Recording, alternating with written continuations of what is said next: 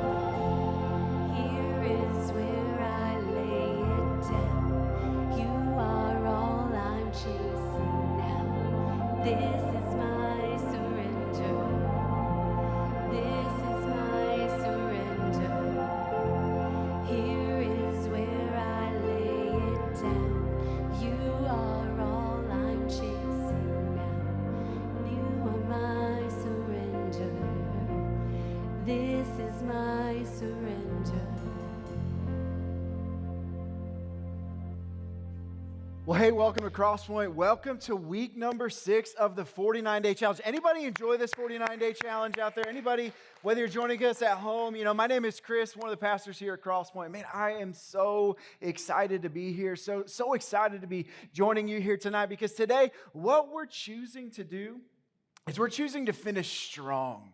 Because here's what I know, and really, we all know this. It doesn't matter how you start. What matters is how you finish. Any Colts fans in the room? Any Colts fans joining us at home? Yeah. Remember last week? They were up 14-0, right? I mean, it felt good. It felt really good. I'm watching the game. I'm like, man, they're going to walk away with this. They are getting after it. I mean, 2 touchdowns. Michael Pittman Jr. is looking like a stud. Well, and then, overtime happened, right? I mean, then they lose 34-31. You see, it doesn't matter how you start.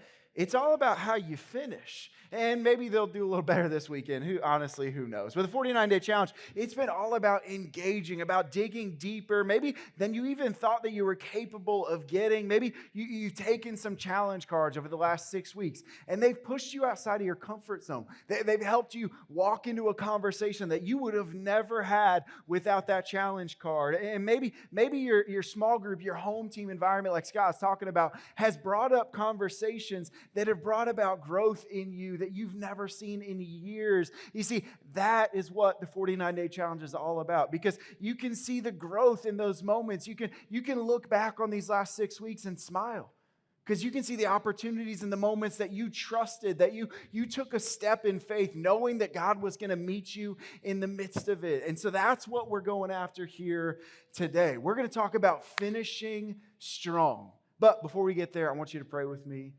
Let's pray. God, thank you for this evening. God, thank you for everyone joining us, both here in the room, the hundreds of people joining us this weekend online. God, I pray that this last 6 weeks has truly been about transformation. God, I know I've heard story after story of the things that you've been doing in people's lives, God. And so I just pray that this just wouldn't be 6 weeks, that we would finish through this finish line and then continue on, that this would just be the starting point of the rest of our lives, God. We pray this in your son's name. Amen. Now here's the thing. And we all know this, right? A lot of people start things, right? Anybody started a diet plan in the last, 6 months, year? Anybody? Yeah, the quarantine 15 got you. You're like, all right, I got to get back on the wagon. So started a diet plan, started maybe a workout plan. Maybe it was financial goals or continuing education. Honestly, personally, I would throw house projects on there. I don't know if anyone out there is like me, joining us online right now. I don't know if you're like me, because I love to start a project. Man, I'm all fired up. I'm ready to go. I've got all the tools I think that I need in the moment. And then, a week later, it's like, yeah, I still don't really know how to fix that. I'm going to have to call my dad, because that's my resident, contractor. You just call your dad, right? I mean, that's just what you do. You see, that's me. I would throw that onto the list. Like, house projects are one where it's like, man, I'm all for it to start, but then 2-year-old in our house happens, and there's always something else, right? I mean, but I want to ask you again, will you be a finisher?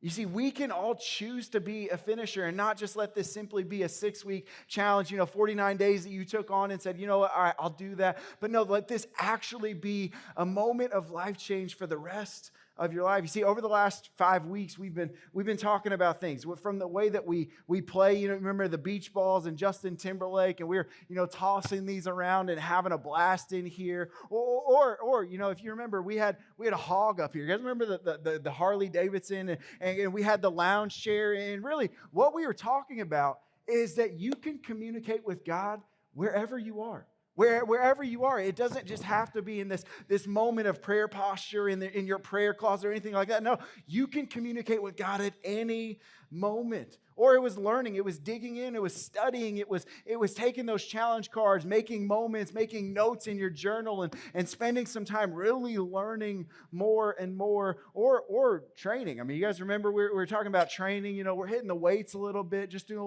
little weightlifting, doing some challenges that pushed us outside our comfort zone. Pushed us outside where we thought we were capable of going. So we were training. And then just this last week, we talked about serving. We talked about Jesus washing his disciples' feet, and we talked about the surrender in that moment. We've dug in with our home teams. We've asked the hard questions. We've opened up. We've been challenged. We've given you really all of the tools that you need to finish. But will you choose to use them? Do you have the motivation to finish strong? And the cool part about this question is that the motivation it comes from, honestly, it comes from a bit of an unlikely source. There's a guy named Blaise Pascal. He's, like a 1600s mathematician, theologian. He actually says this. He says, all men seek happiness. This is without exception. Whatever different means they employ, they all tend to this end. And honestly, if we can really dig down to what these last 6 weeks have all been about, really what these last 6 weeks have been for, it's all about happiness. It's really all about joy. Because here's the truth that I've come to know, that many of you have come to know, that true joy, true happiness is the fuel that comes from a life-giving relationship with Jesus.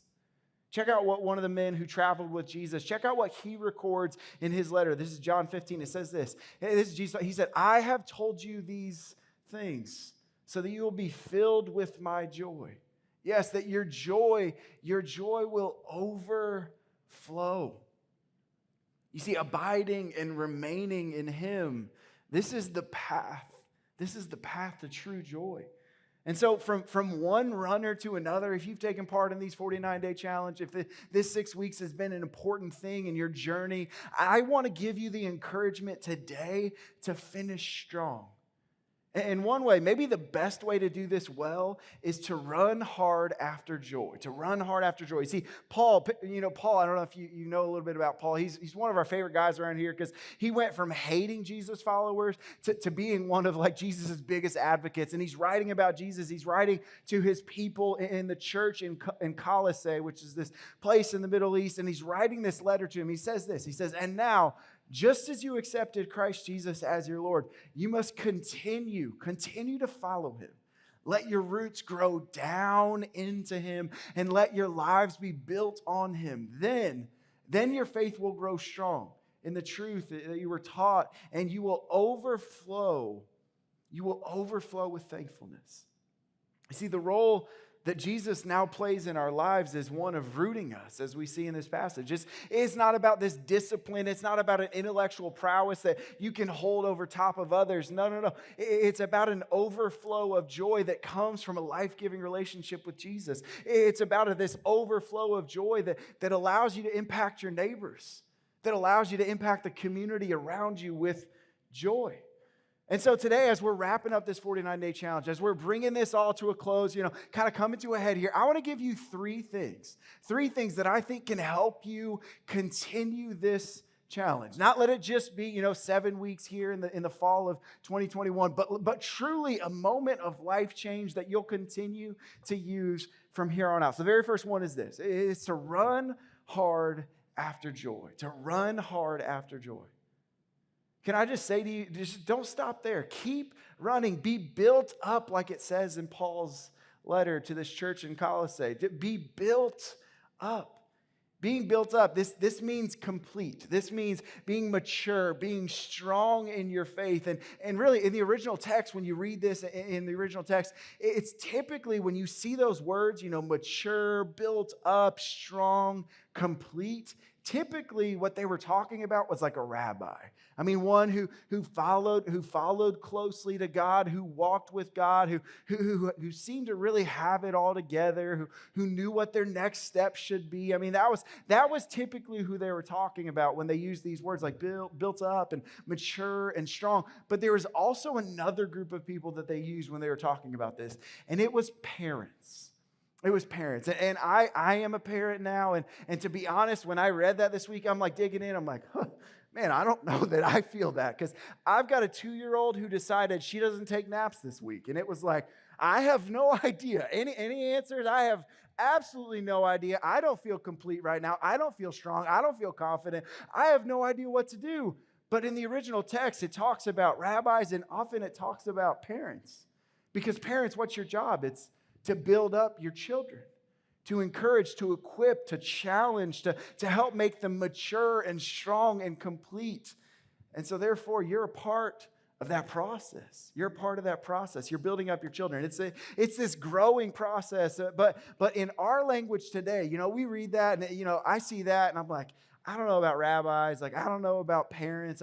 When I read that today, when I see this group of words like complete and mature and strong and ready for anything, the people that are like, oh, we've got all the answers. We know exactly what to do. You see, in our language today, you know what we call that? We call that teenagers, right? I mean, we call that teenagers. I mean, they're complete, they're mature, they're strong, they've got all the answers, they know exactly what to do. And teenagers, that's not, I mean, you're joining us in the room, watching us online right now. Maybe your parents are watching this, you're like making breakfast. I don't know what you're doing. You might have heard that and thought like, all right, Chris is out. Like, I'm done with that guy. Hey, listen. The only reason I say that is because I was one of you. And all the people in the room, all the people watching online, I mean, you were there too, right? Do you remember being a teenager? Do you remember how much you thought you knew? Do you remember walking in thinking like, all right, Mom, listen, look, I've got a part-time job. I mean, I've got this hoopty car in the driveway that you bought. And I've got the Letterman jacket. I've got the girlfriend. I've got like a 2.9 GPA. I got an 1160 on the SAT. Who knows if that's a good score? I have no idea how they do scoring anymore, to be honest with you. But you're like, all right, I've got it all together, Mom. Like, Dad, hey, it's cool. Like, man, I could take care of that. Yeah, we're good. We are good. You see, teenagers, we've been there. We've been there. We've all been there in those moments. But as teenagers, we all have someone in our corner. We have someone in our corner to keep us grounded, to help us see that maybe we aren't as complete as we think we are, that maybe we aren't as mature, as strong. We don't have all the answers that maybe we think we have. And those are called mothers, right? Anybody agree with me out there? Like, those are called mothers. That's what a mom is for. You see, my mom, she was never afraid to call me out. She was never afraid, cut me down in those moments where I thought, man, I'm good to go, Mom. I don't need this. I'm good. She was always really quick to remind me that truly she brought me into this world and she was not afraid to take me out of it. And you see, in those moments, I'm thinking, Mom, listen, hey, I've got the job. Like, I've got the car. And she's like, yeah, I bought the car. Like, I bought the car. That's my car. I give you the car. You have the opportunity to drive my car. And so curfew, it's not a guideline. Curfew is a rule of life. And see, that's what moms are for. And here's the thing about maturity. You see, I want us to create a new picture of maturity today. That maturity is someone who continues to receive. That maturity is someone who continues to be strengthened in their relationships.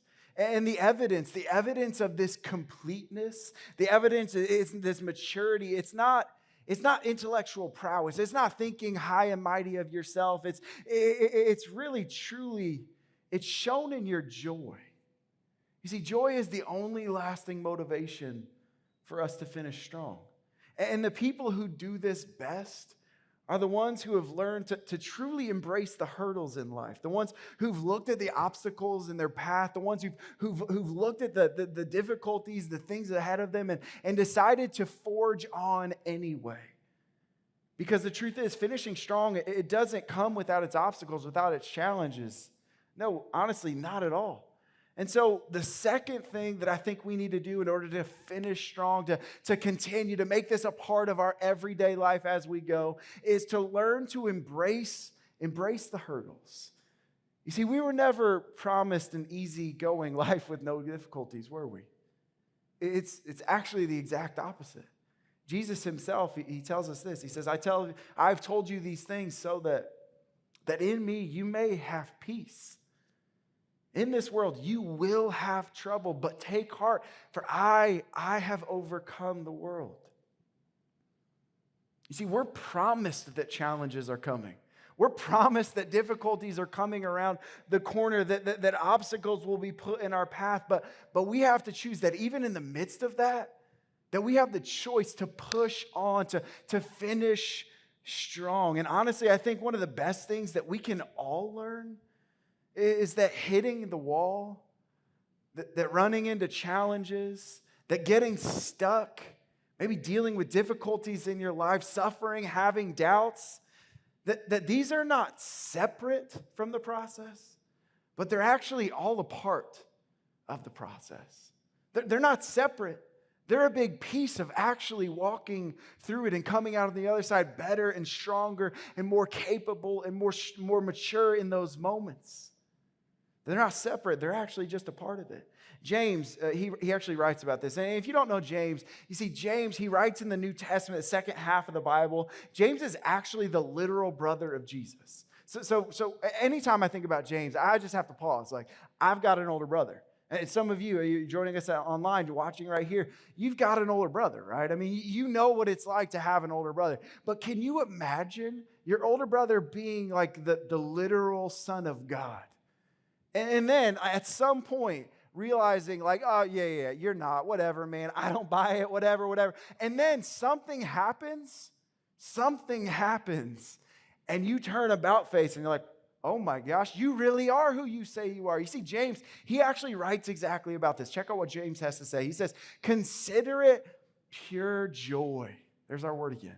Pure joy, my brothers and sisters, whenever you face trials. Again, that's coming. It's going to happen whenever you face trials of many kinds, because you know that the testing of your faith, it produces perseverance.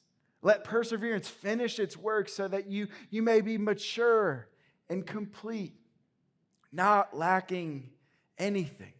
Not lacking anything. There's our word, joy, pure joy. Trials, they're going to come. Challenges, they're going to happen. I mean, there's no question about it. There's going to be obstacles in the midst of it. And for me, actually, even just in these last, 49 days of this challenge, trials have come.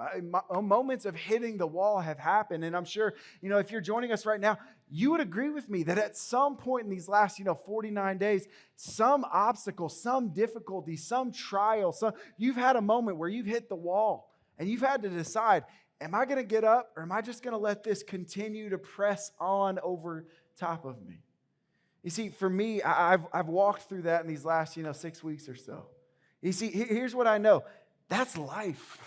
I mean, that's life. I haven't lived a long time, but I've lived long enough to know that's life. It comes with the journey. It comes with the challenges that those moments are going to come. And it's truly all about how we decide to push on. And it's in those moments of challenges and struggles, really over the last, several weeks, that I'd love to say that I was considering it all pure joy, like James talks about. I mean, I'd love to say, like, okay, we're good. Like, I can take this on. This is good. This is an opportunity for joy. God, you're growing me. You're maturing me.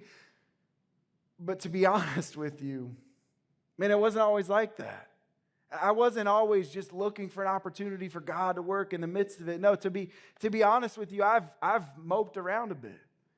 I've been frustrated. I've felt helpless at times. I felt worn out. Felt a little bit, honestly, like a failure. You see, over the past few weeks, we've begun to wrestle with what's the next season for Crosspoint Westfield. And if you don't know, my name's Chris, one of the pastors here, the pastor of this new campus we're starting in Westfield. And to be honest with you, it's not something that just kind of came with no warning. As many of you probably have seen, we are in a continued effort to help re-engage and reconnect people here at Crosspoint, our community as a whole. And because of this, honestly, at times we've seen lighter traction than we expected. Lighter traction than we had hoped for. And our goal of launching our first preview service for Christmas Eve this year, it continued to look as if it might be a bit of a stretch. And so just this past week, actually, we came to the conclusion that it was the right call to move forward with a bit of an audible, a bit of a change of plans, not stopping completely, no, not by any means, but a shift, an audible, like I want to call it. And so actually, just within the past few weeks, we've come to the conclusion that it'd be the right move to move forward with more of a Christmas Eve event for the community than to pull off an entire preview service. We've realized that we don't have the manpower yet to pull off the level of service that we hope to have for our community in Westfield. And now, I know for some of you, this might sound like so what? I mean, Chris, look around. Look around you. Look at the world around you, man. Like everybody's having these struggles. Everybody's having these moments where it's like we don't know where to go. We can't get people to apply for a job, let alone fill the role. I mean, places are having to close. I mean, Chris, the world around you, it looks different than 2 years ago. And I would agree with you 100%. But this is also something that our team has been working towards for 3 years now.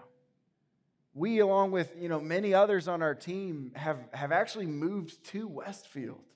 We moved to Westfield to be a part of launching this new Crosspoint Westfield campus. It's something that many of you have supported, have prayed for, have jumped on board to be a part of the launch team. And if that's you, man, I want to thank you. I want to thank you for that. And know that we're not done. We're not stopping. We're just pushing pause and making an adjustment and calling it audible. But it's not stopping. It's not ending there. But we've had to really adjust our thinking. It's something that we know is absolutely needed in our community. So the timeline just looks a little different. So we've decided to adjust, to call an audible, to see the obstacles and the challenges in front of us as truly opportunities for us to adjust and to push forward to the finish line. There's this leader that I like to follow. I like to listen to him all the time. He's a pastor, he's a theologian, author. His name's Andy Stanley. He actually talked about this just recently, and he shared, over the last 18 months that as a leader, he leads a church in Atlanta, he leads some different organizations with thousands of people, hundreds of employees, and he said, as a leader, he said the leader who refuses to revise their plan rarely reaches their destination. And I don't know what plans you've had to revise this past year. I'm sure you've had some. I'm sure there have been moments in maybe your business or in your family or in your community, wherever it might be, where you've had to pause. You've had to revise your plans. You've had to call an audible and make an adjustment. And we're right there in the midst of it here at Crosspoint. So we've adjusted our plans.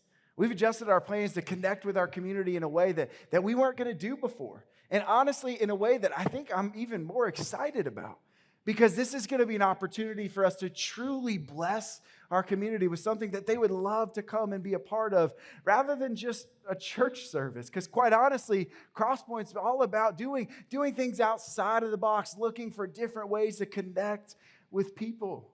And so that's what we're going to be doing in Westfield this year, connecting with our community at large. And this will also be a way for our launch team to really take charge and to invite their friends and their neighbors, their coworkers to a night of Crosspoint-sponsored fun in the community of Westfield.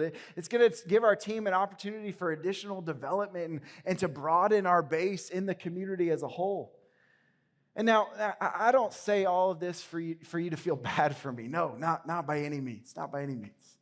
But I do say this because we're continuing to build forward. We're seeing the obstacles in our path. We're seeing the changes that need to be made, the adjustments that need to happen, and we're calling that audible needed. We're making the adjustments we need to do because we see that our campus in Westfield can be that flag planted on the horizon that we can continue to push towards, that we can continue to chase after. I say this as a reminder that honestly, just because you're going after something that maybe you feel like God has told you about, just because you're going after something that's good, that has merit to it, that has good, moral fortitude to it, it doesn't mean that, obstacles, that difficulties, that challenges aren't going to come. But it's really all about how can you find the motivation to push forward when you hit that wall. You see, there's something that can only be produced in your life in the midst of challenges that it doesn't come any other way. And I know that wherever you are, you've all experienced those moments. That it's only through the challenge, it's only through that call from that doctor or that call from your boss or that conversation with a friend that you've been able to push forward in those challenges. This past week, I saw a really cool story about this guy. His name's Cliff. And, Cliff, he was a high school state champion diver. And my brother was a diver growing up, like Olympic diver. Like, that's what my brother did. I mean, he was training a couple times a week. I was in the diving well, just, always there on the weekends. Swim meets, if you don't know, swim meets are a marathon. They last forever. And as like a 9-year-old kid, I hated it. But I know a little bit about diving because I've watched my brother do it for years. And I saw this story about a guy named Cliff. He's a high school state champion, a high school All-American. He was a Division I college scholarship athlete with Olympic dreams. And Cliff, he was on his way to potentially compete for a spot at the Olympics in 1996 in Atlanta. And then he had this obstacle, this challenge, this difficulty, and he had to adjust. Check out his story.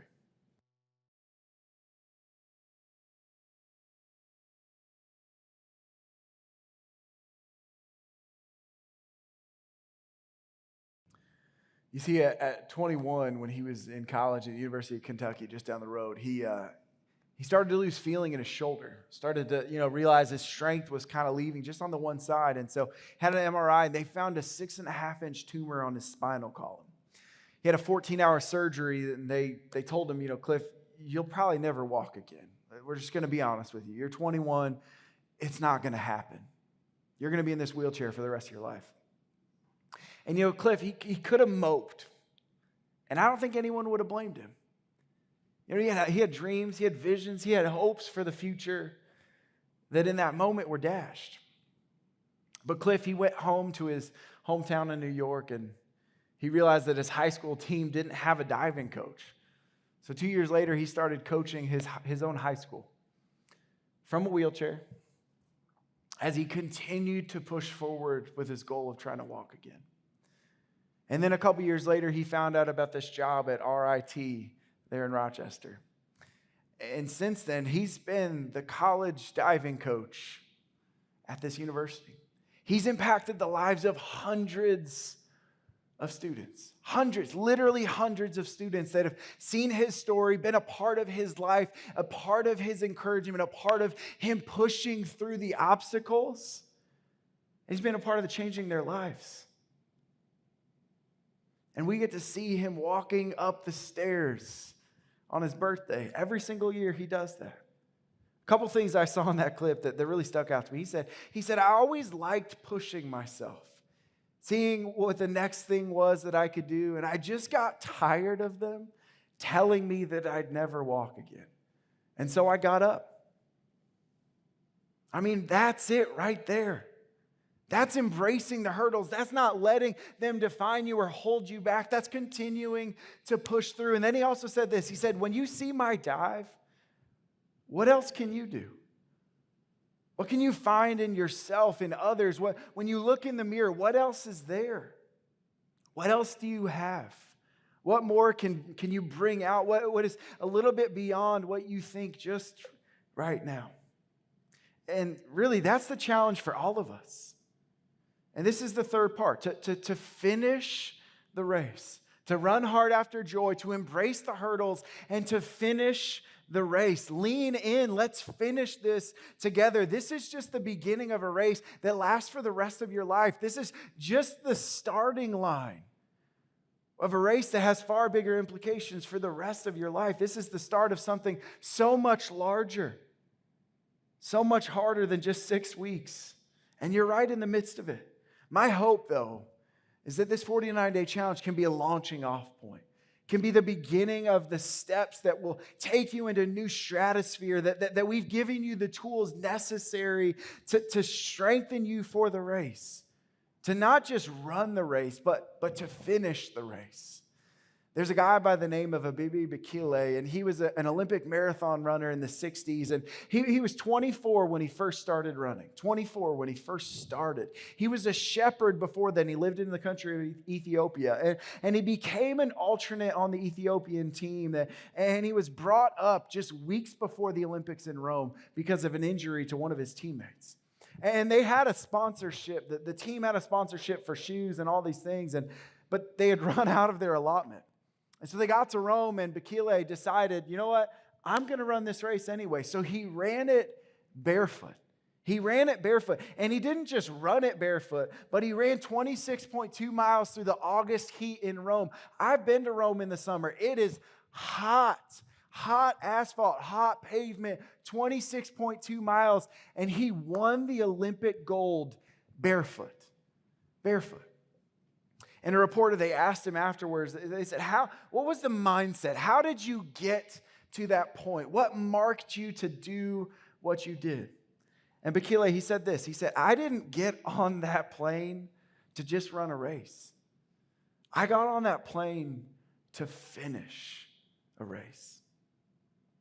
The writer of Hebrews, he says it like this. He says, therefore, since we're surrounded by such a great cloud of witnesses, let us throw off everything that hinders and the sin that so easily entangles, and let us run with perseverance the race that's marked out for us. Not your neighbor's race, not your coworker's race, not your brother-in-law's race, the race that's marked out for you.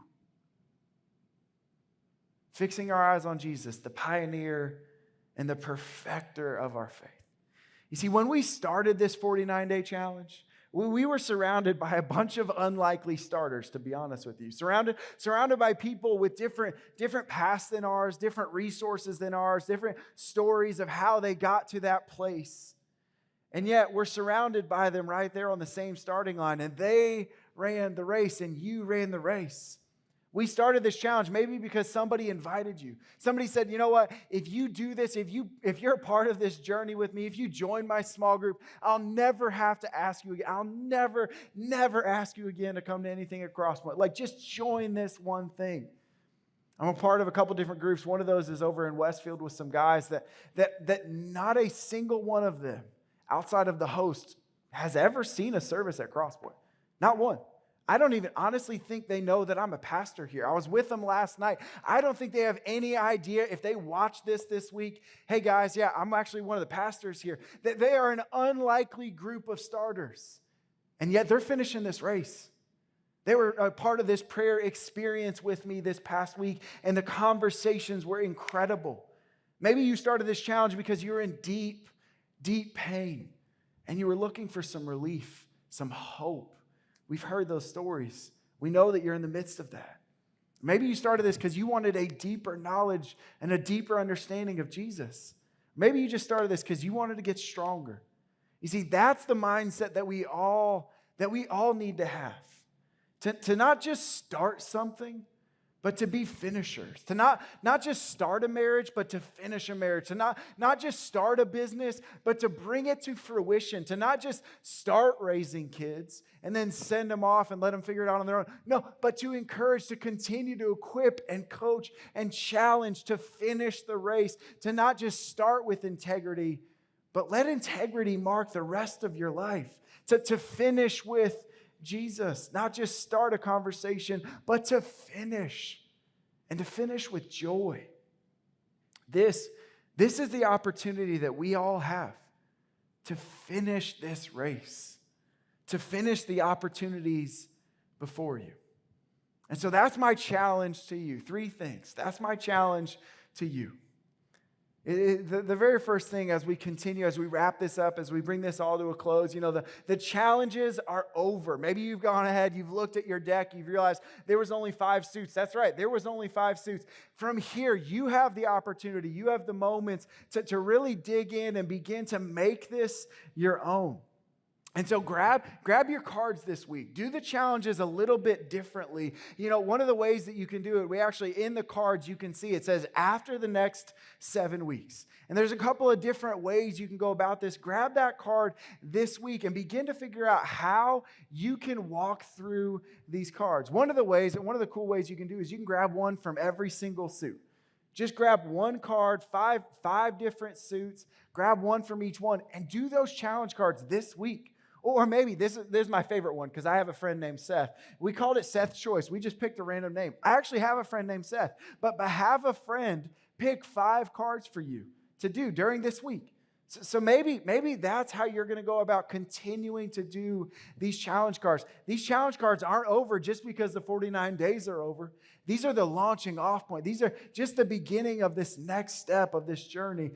So grab a friend. Find a guy named Seth. I don't know. Jump in. Be a part of these cards. Have a friend walk with you as you do this. Continue to meet with your home team. Your home team, you've been a part of some life-giving conversations. Make the decision now. Are you going to continue with this on? We'll have small groups starting up again at the beginning of January. Decide with your group right now. Are you going to continue this home team? And then the last one is baptism. All right, baptism. Baptism is next weekend. We talked about it all day here. Baptism is next weekend, November 11th and 14th. And this could be your next step. This could be your mark in the sand moment. This could be your opportunity to say, you know what, Jesus, this is your life now. I'm going to trust you with my next step. And I don't know when you started following Jesus, whether it was just recently or it was a long time ago. And maybe you've seen baptism as just simply a gateway or a hurdle or just this hoop that you have to walk through. But baptism is so much more than that. It's dying to yourself. Really what baptism is, it's a surrender moment. Baptism is a moment where you're saying, you know what, Jesus, my life is yours. It's not my life anymore. I'm surrendering all the things that I thought I knew, that I thought I was capable of doing on my own, and I'm trusting you with it. This is a white flag. This is your line in the sand moment. This is your surrender moment. Following Jesus, being baptized, dying to yourself, and becoming really alive in Jesus. And so this week, do your challenges. Have your friend Seth pick out 5 challenge cards for you. Pick one from each suit and do your challenges. Make this a part of your weekly rhythm so that this isn't just a 6-week experience, but this is really a launching off point for the rest of your life. Choose to be a finisher. What we did for these 6 weeks was just the foundation for the rest of your life. So train hard, run hard, embrace the hurdles, but choose to finish. And so we're going to sing this last song as a declaration that when it's hard, we're choosing joy. That when those obstacles come, we're going to trust and continue to push on.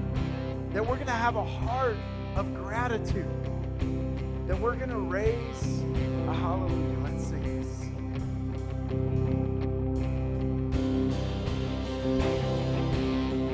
Sing one more song with us. Choose joy and gratitude and praise a hallelujah. I raise a hallelujah in the presence of my enemies. I raise a hallelujah louder than the unbelief.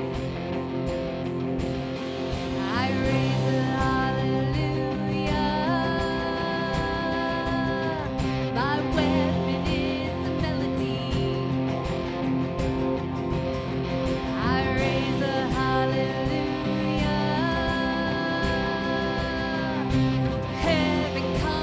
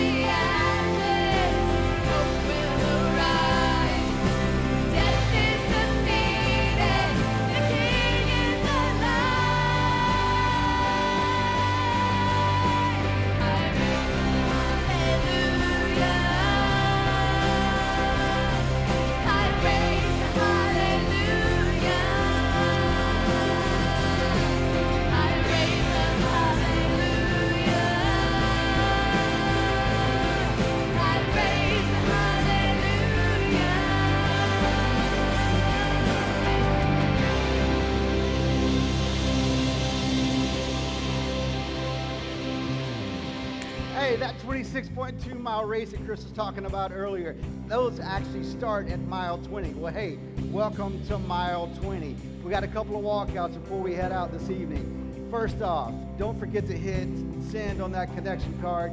Secondly, if you are interested in water baptism next week, please see us out in the Commons or note that on your connection card. We'll have somebody reach out to you electronically. Third, please don't forget to finish your 5 challenge cards this week. Let's finish strong. If you need prayer, please stay in your seat. If you're here at the venue, one of our prayer team members will be around to sit with you shortly. Or if you're joining us online, please just text the keyword need prayer to the number on your screen, and we'll see you next week. Have a great week, everybody.